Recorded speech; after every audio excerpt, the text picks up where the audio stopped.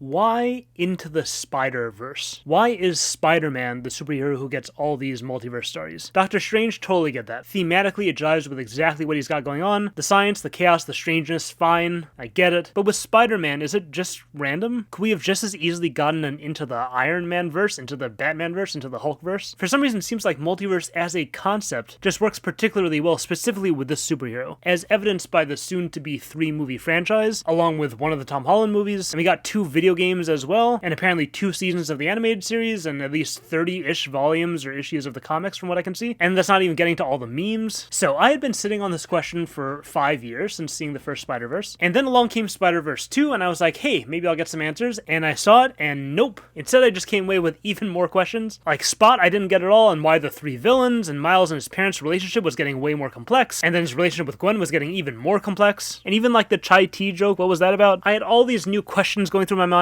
but then also I was confronted by an even stronger form of the original question. Multiverse is high concept sci-fi. And by that I mean in this case it's a super duper sci-fi idea of the type that tends to engulf the entire story, make the whole thing about super duper sci-fi stuff. But Spider-Verse 1 and 2 are both very much also these very grounded stories about family and growing up and being a normal teenager. How can you do both so well, so well? These movies by the end feel completely cohesive. It feels like all these parts fit together, complement each other perfectly. How is that possible? In other words, to put it more concisely, how can one tell a multi-dimensional cosmic adventure epic about your friendly neighborhood Spider-Man? So, I was searching for answers, and in the process of that, a patron shares this video with me, which confused me even further. Stan Lee here was talking about his original thought process and coming up with a character. He had an idea for a hero named Spider-Man, who is a teenager who had personal problems. Those were the 3 bullet points, and he brought this to his publisher, and what was the reaction?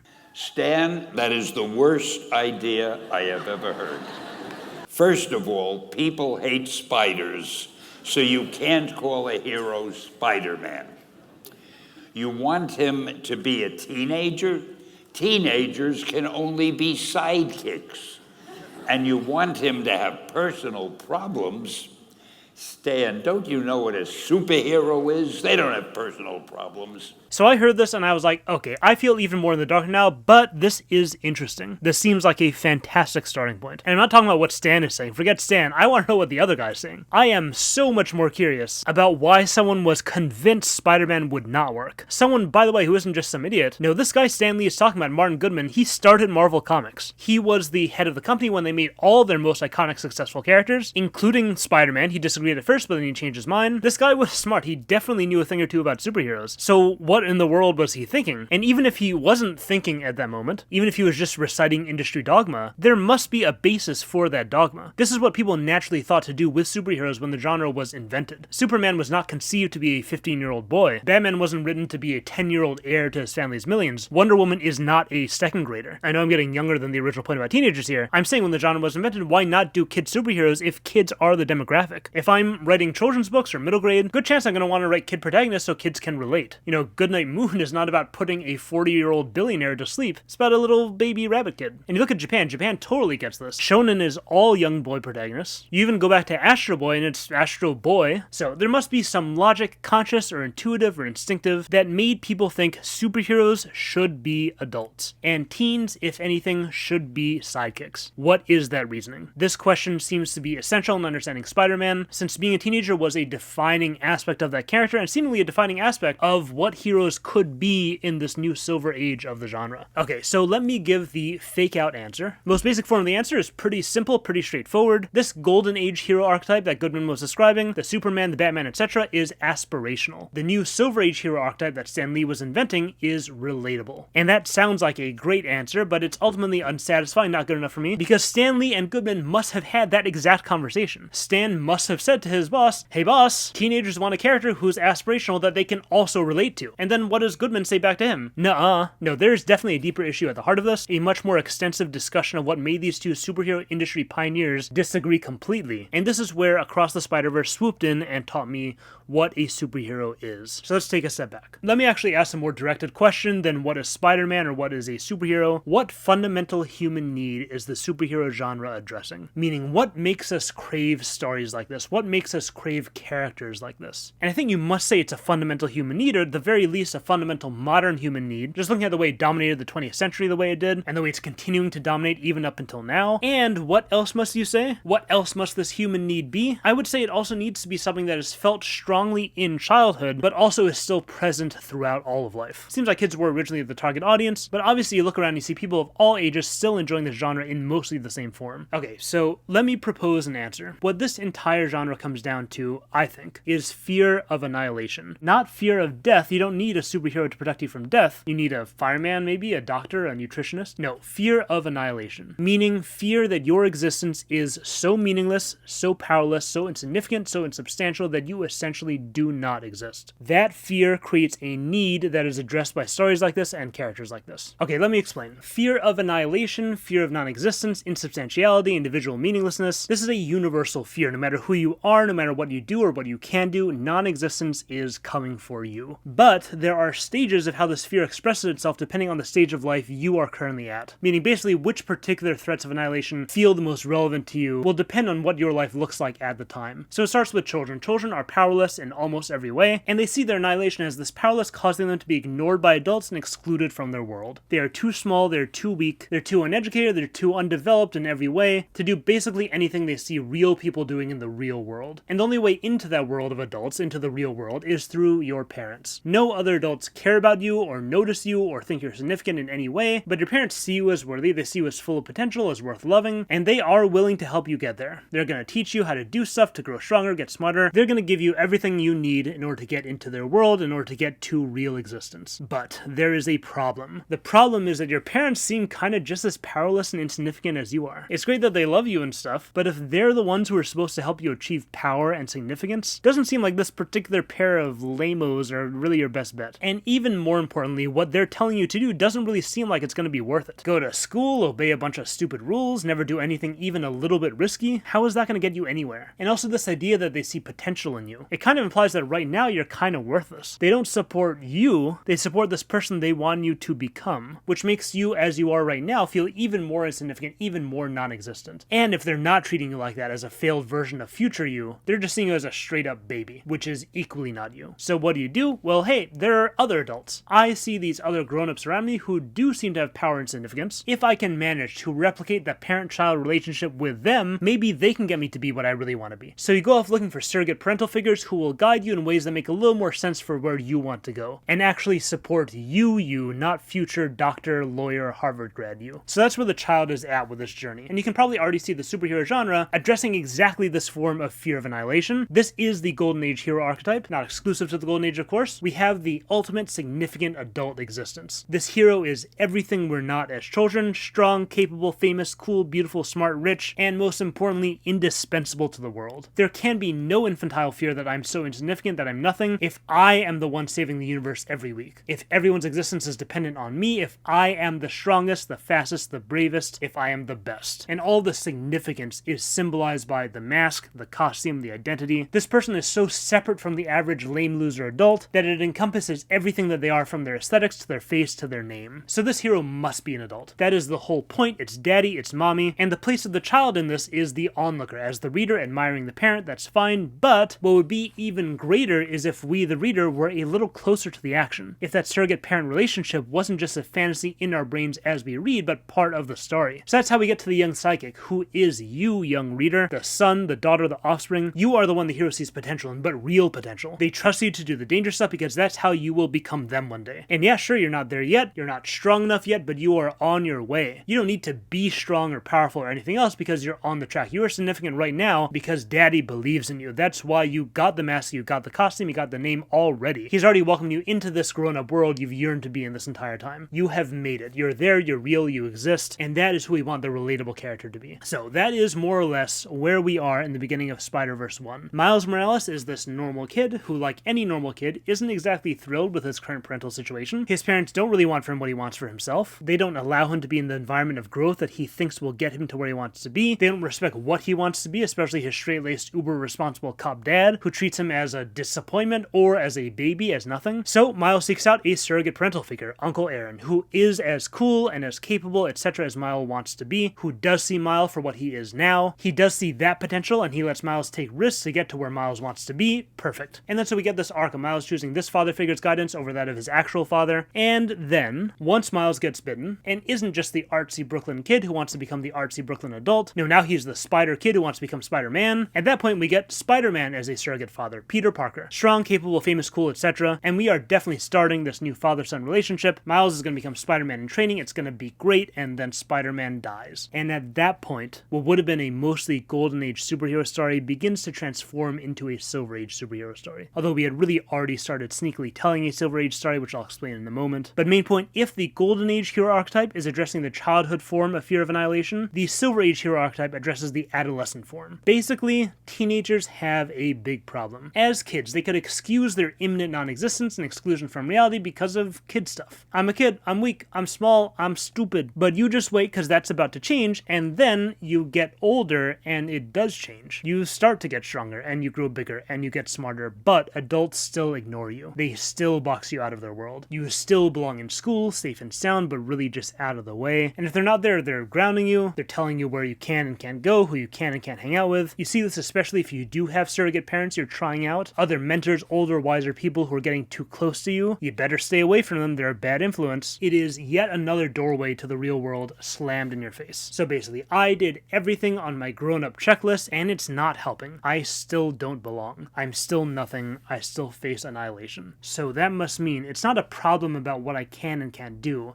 It's a problem with me. It's a problem with who I am, with my identity. Okay, now kids and teenagers both do have this problem of being kept out of the adult world. For kids, exclusion is just one of the many signs of the annihilation that they fear, among others like powerlessness, smallness, inability to take care of themselves, general fragility. But for teenagers, exclusion, not belonging, that is the main thing. Because I can do everything. I can take care of myself. I'm big enough, I'm strong enough, I'm smart enough, but the world doesn't want me anyway. That is the only thing that's left. In Spider-Verse 1, we're shown that Miles had a world that he was beginning to fit into. His old middle school, his neighborhood crowd. We saw people who liked his company, who laughed at his jokes, who missed him. And then we're shown this new world his parents forced him into where we see he absolutely does not belong. We see basically no one even talking to him, looking at him. All of his jokes are falling flat. We get this exchange. I'm only here because I won that stupid lottery. No way. You passed the entry test just like everybody else, okay? Meaning you can do everything they can do, but you still don't belong. Beautifully summed up in that convo. We also see this form of the fear in Miles' art as well. Street art isn't just about the creative expression, it's about making your mark on the world. It's asserting your existence by stamping a thing that is uniquely you onto your environment, literally making yourself part of your world. So again, we see the same dynamic playing out. We got the teenager leaving his mark and then the adult removing it, or at least his dad demanding the removal. And then we see it also in the art itself. Miles does not make this image, he makes this image. Notice what's missing? We're seeing this word, this key into the adult world, with a Miles-shaped hole in it. He does not fit here, he is not there, he is annihilated. And then moving ahead a bit, even once things change for Miles, this theme of exclusion and its accompanying non-existence just keeps coming up. So what am I doing?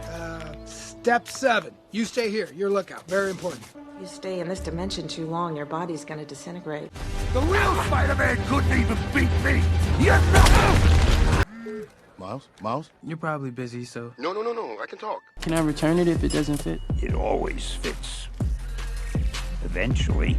The spider people, just like actual spiders, are outsiders. They are not wanted despite what they can do, which is undeniably a service to humanity. No, whatever they can or can't do, we don't want them because of what they are. That is the idea behind the spider theming. That is why it feels so right for this character. Okay, so now let's talk about the multiverse. If you are fundamentally not wanted, i.e. if you do not belong, you are not allowed to exist, then what do you even do? How can you possibly solve a problem like that? So for teenagers, the answer to all of this is friendship. If you are telling me I don't exist, well, if I can find people who are basically me, and then I can point to them and say, hey, they exist, they're basically me, so I do exist. Proven fact, science. Quad erat. It's settled, we've settled it. How is this depicted in the story?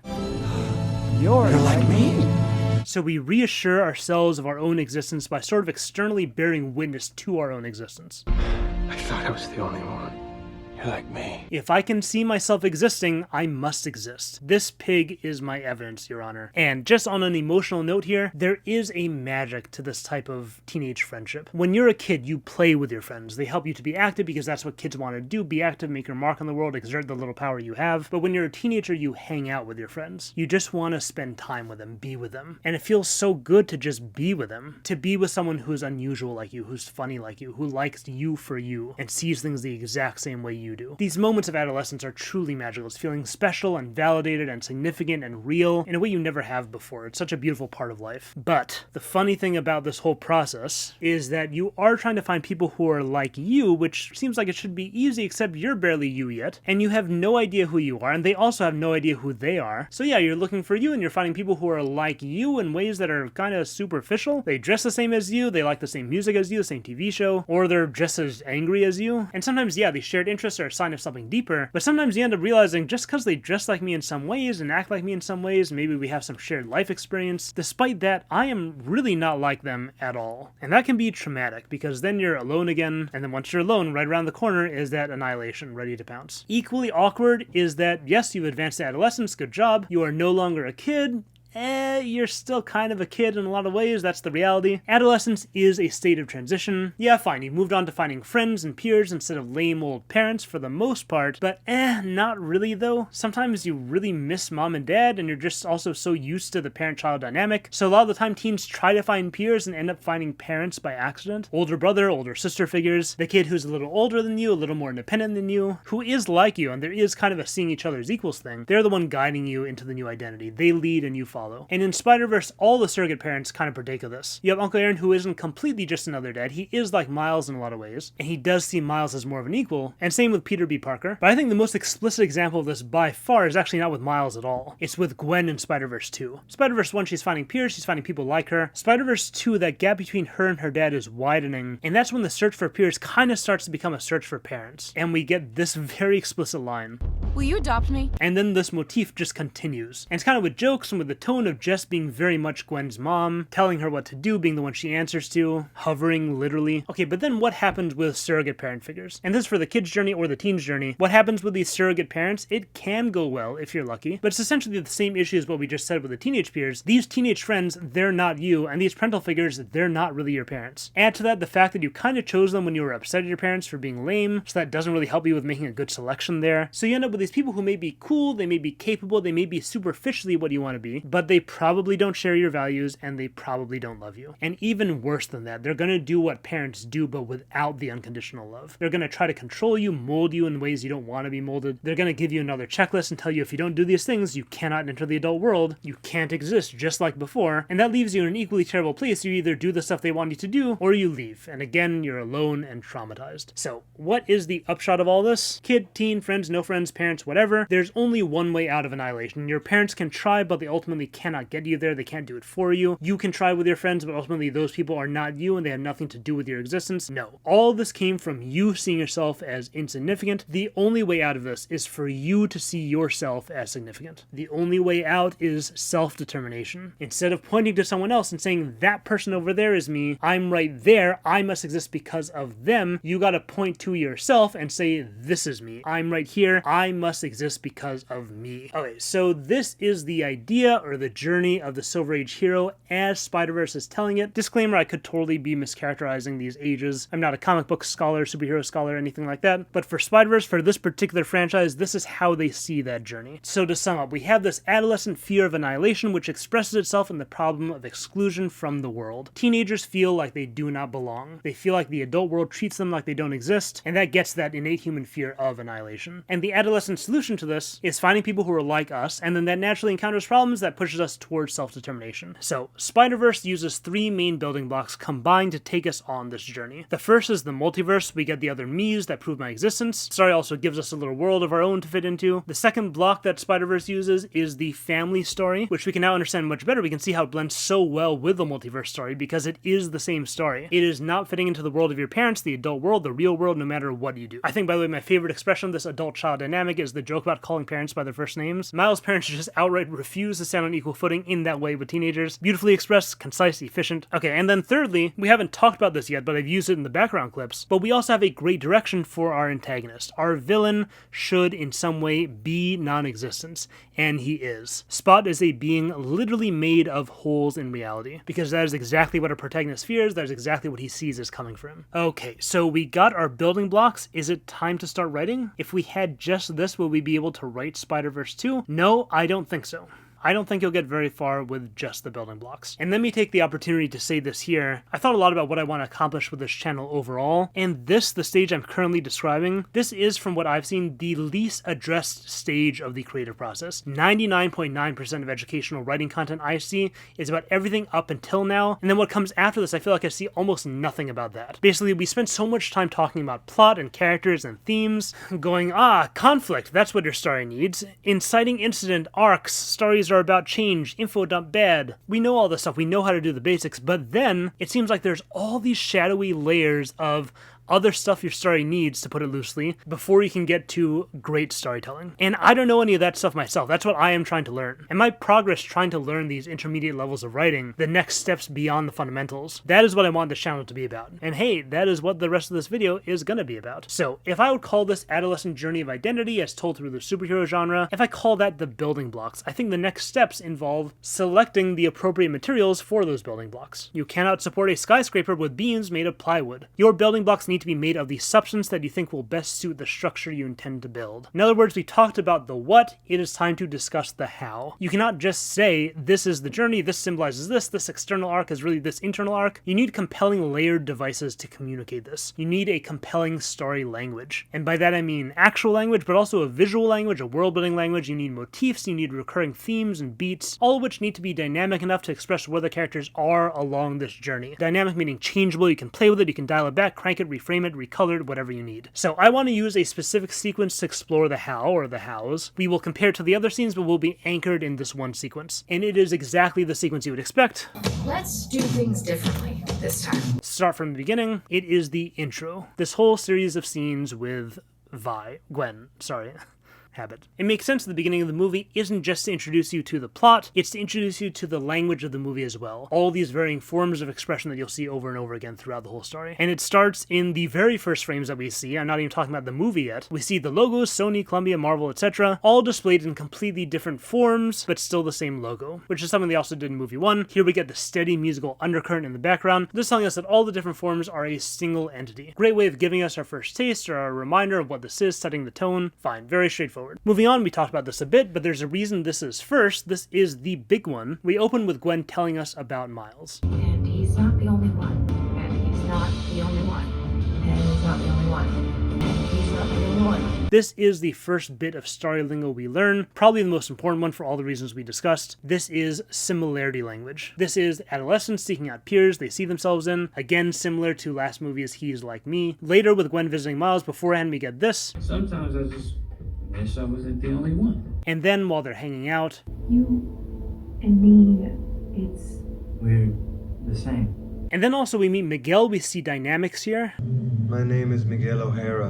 I'm this dimension's one and only Spider-Man, but I'm not like the others. We see Miles asking him during the chase scene. What are those claws? Dude, are you sure you're even Spider-Man? So to be clear here, we already have the character journey about finding people similar to you. We already have the world-building device, the multiverse, to express that, but that is not enough. The writers work it into the fabric of how the characters speak to each other, speak about each other. It permeates the relationships. It's at the heart of how these people are telling us their own story. Okay, next. Story lingo 2 that we see all over the sequence is unnatural color filters. And this is not just to look pretty. This is, again, a vehicle. This is used to convey emotional states and emotional barriers. Now, if you'll ask which specific emotions are which colors, I don't know, I didn't get that far, but we see again and again, especially with Gwen, colors showing emotional distance. First scene, Gwen experiences the disconnect from her bandmates. Band here, by the way, meaning people who are supposed to be like her to some degree. And yeah, it's not a good fit. She is blue and they're pink, and then she's purple and they still don't match her, and then she's blue and the world doesn't match her. Later when she's with Peter and her family having dinner and it's chill, everyone is the same color, then she says she didn't really know Peter, and we see him turning from the color they both were a second ago to blue, all green. When he's dying, he says he wanted to be like her, and in that exact moment, they are similar colors, red and pink, but still not the same color. He didn't quite get there. And when her dad shows up, we see her color change. She is distant from him. And then, of course, in the conversation that follows with them, the color stuff is all over that scene. These are characters who are distant from each other, and they are growing more and more distant. He doesn't fit into her whole life right now, and she doesn't fit into his. But that separation is not complete, as we see here with the hug. All of a sudden, same color. But then police scanner, and the barrier's back up again. We're back to different colors, neither of them fit into each other's lives. In the scene where Gwen reveals herself to him, there's a fantastic moment where she is pink, and half of her dad's face is blue, and the other half is pink. At this point, he is split, he is in conflict. She reminds him that it's his job to help people, and when he thinks of his job, he's almost entirely blue, and then she asks him to help her, and he's mostly pink. While he's still torn, he starts to read her rights, and as he is doing that, he's turning blue. And then to jump ahead to the ending, we see the same dynamic, the same difference expressed through color, but in this conversation, those emotional barriers come down, and the color starts to naturalize. There's still emotions flying around, but it's becoming more and more natural for both colors, until finally we achieve reconnection at last. Same colors and emotions are no longer in the way. They're there, but we get the moment of no filter to express the lack of distance completely as well. And then the other place where we see this used very pointedly is when we get some sudden distance between Gwen and Miles. We see the different colors once again, and that is a perfect segue into the next piece of lingo, upside down imagery. This is something the first movie also did, and it's using lingo past Spider-Man iterations have taken full advantage of in all these different ways. But then in Spider-Verse 2, it's used very similarly as the color filters to indicate difference or to indicate that we are the same. When Miles is introducing himself, we see a split screen with him as the only one oriented upside down and the rest of the world oriented right side up. And then when Gwen visits, we see the same split screen, but they are both in the upside down section. They are the same. And then the most iconic example of this is definitely the gorgeous shot of Miles and Gwen sitting upside down in Williamsburg looking out at Manhattan. And by the way, let me just say, is there such a thing as a movie being too beautiful? As someone who's lived in New York for the last 15 years, I literally did not know the city could be this beautiful. And I'm referring to the whole movie, to be honest, not just the scene,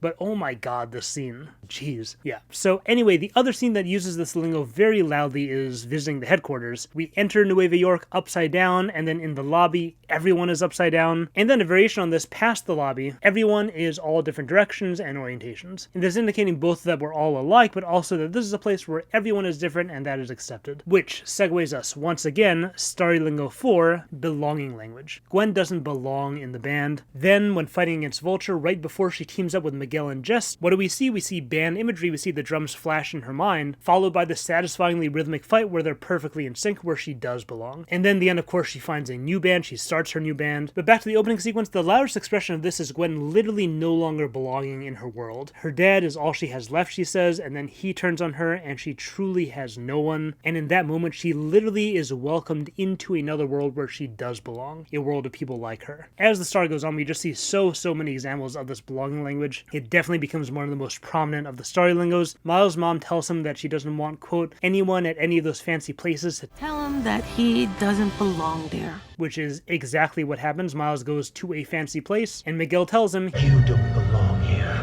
We've already been introduced in the first movie to the language of glitches, which essentially are things that don't belong. We're shown that by how they fight against staying physically integrated. In this movie, we're introduced to a new term, anomalies, and how are they described? Anomalies. Folks who wound up in the wrong dimension. We kick their butts and send them home.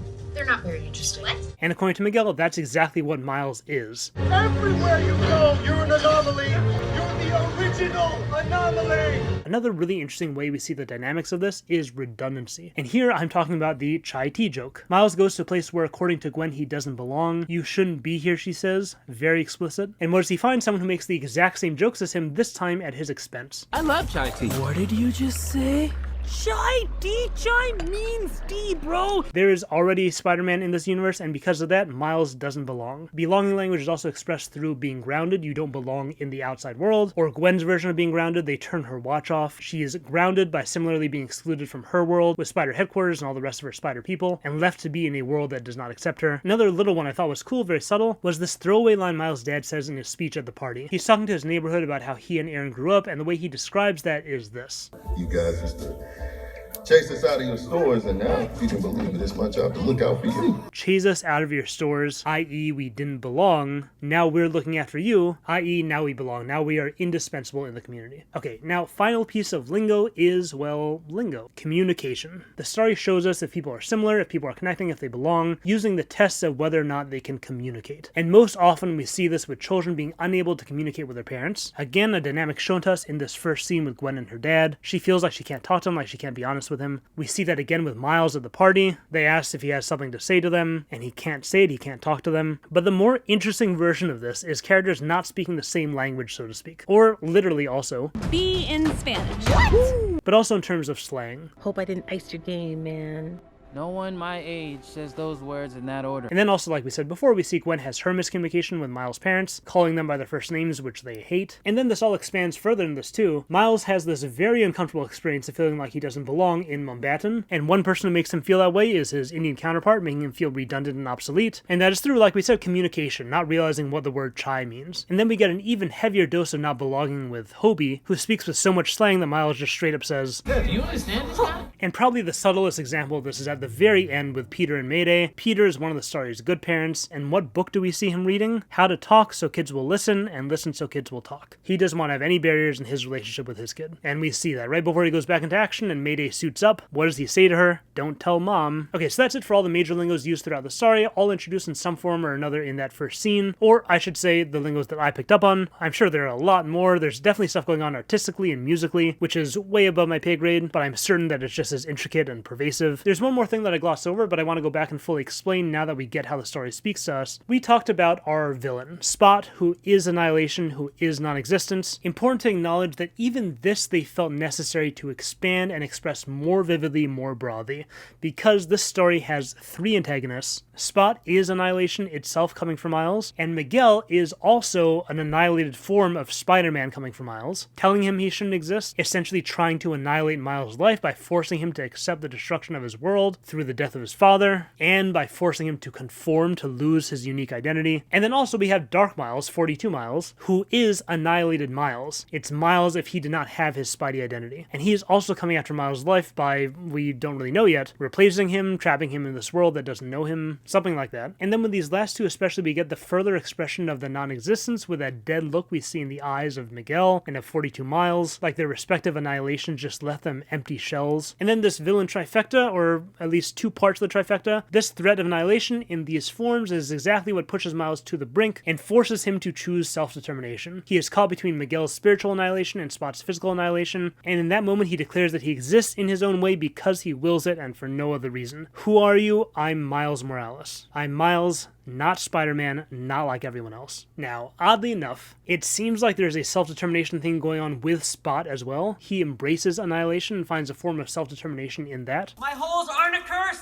They're the answer! And he's also seeking to make Miles like him by taking everything away from him. So this is also that adolescent pattern of proving my own existence by finding people like me, but in this case it's making people like me. And really you could say Miguel and 42 Miles are also doing this. They're trying to make Miles like themselves. They're trying to salvage some last shred of existence by making others into them, remaking the world in my own image. You definitely see that happening with Miguel. But for now, I mean, it seems interesting. I guess we'll see what they do with it in the next movie. I don't really have anything to say until we know more, but yeah, interesting. Okay, so to sum up the genius that we're seeing here, to return to the original question, what is the association between Spider-Man and the multiverse? So in the same way the Golden Age superhero story gives us this character we have an aspirational relationship to, and the young sidekick is a vehicle to incorporate that reader experience into the story itself. I think the same thing is happening here. The audience experience of Spider-Man is that even people like me can not just do great things, but by doing great things, fit seamlessly into the world. Remember, we're not talking about savior of the universe here. No, it's specifically put in terms of the social environment. Friendly neighborhood Spider-Man. By being what only he can be, by doing what only he can do, he is loved and accepted by the people around him. So I, and the audience, I see that relatable character and I feel validated and encouraged to feel more comfortable with who I am as well. Because anyone can be behind the mask, even me. So now the Spider-Verse, just like we said with the young sidekick, incorporates that audience relationship into the story itself. When I see that it's someone like me behind the mask, I feel validated and encouraged to be more comfortable with who I am. And when Miles sees that it's someone like him him behind the mask, he feels validated and encouraged to be more comfortable with who he is, and when Gwen sees that someone like her behind the mask, she feels validated and encouraged to be more comfortable with who she is. Spider-Verse is supercharging the natural impact of the Spider-Man story by incorporating all the feelings we already have about it into the story that we are seeing. It's an ingenious way to expand the concept of an already powerful story. But like we said, a concept isn't enough. You gotta paint that picture with a carefully selected palette of the perfect colors. And that is the real masterclass of Across the Spider-Verse. That in addition to its brilliant whats, it also nails the hows. So takeaway for writers, construct great story concepts, but not just that, find your perfect story language as well. And keep in mind, this story language doesn't replace the essentials. You need to write a compelling friendship between Gwen and Miles for the Upside Down scene to mean anything. You need scenes of Gwen and her dad that stand on their own and expressing the disconnect before you layer the color thing on top of that. You need a whole story already revolving around Annihilation in order to make a character like Spot feel organic in what he is, what he wants, what he does. And then these story languages also can't just be something that you get. They have to be something which is intuitively clear to the audience as well. Let me be a bit transparent here. This video goes a little bit more symbolic than I usually try to be. I'm actually not a fan of symbolism, which I'm defining as meaning the story isn't expressing through what it is, but rather a superimposed layer of meaning that you think of like on its own while the story is happening from outside the story. I'm talking about theories where it's like, this character is the capitalism and this plot point is this social issue and the world building here is the debt ceiling. I don't like that because it's too speculative for me and it obscures the power in the story's intended impact. All the stuff about Annihilation came dangerously close to that kind of symbolism, but the difference here is that I think it was intended and it is behind the story's natural power. And this is partially why I included a ton of direct examples and quotations from the movies supporting that this was intentional every step of the way in all this detail. I hope that came across. It is just so rare to find a story with such intentionality in every story element and every aspect of expression. And it's weird, but it almost reminds me of another story that featured a cool action girl who kicks ass and has pink hair and a side shave haircut and is voiced by Haley Steinfeld. That's kind of interesting. Subscribe, and speaking of which, by the way, when I was making this, I was struck by this idea for a piece of fan art that I would just love to see if anyone feels like it. I would so love to see this shot, but instead of Jinx and Vi, it's 42 Miles and Gwen with like his braids and her side shave, and then the title or caption, "Are we still spiders?"